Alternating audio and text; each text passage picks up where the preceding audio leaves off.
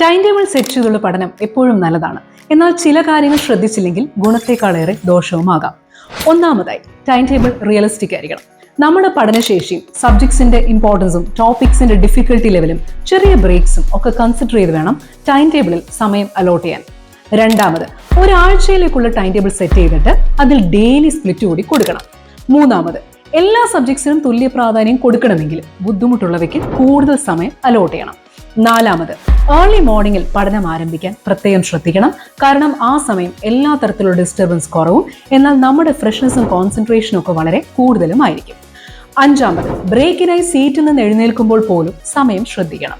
നിശ്ചിത സമയത്തിനുള്ളിൽ തിരിച്ചെത്തി പഠനം തുടരണം. ആറാമത്, ഓരോ മണിക്കൂറിലും ഓരോ ദിവസം അവസാനിക്കുമ്പോഴും നമ്മൾ പഠനം റിവ്യൂ ചെയ്യണം. പ്ലാൻ ചെയ്തതുപോലെ നടക്കുന്നുണ്ടെന്ന് ഉറപ്പുവരുത്തണം. ആവശ്യമെങ്കിൽ വേണ്ട ചേഞ്ചസ് വരുത്താനും പ്രത്യേകം ശ്രദ്ധിക്കണം.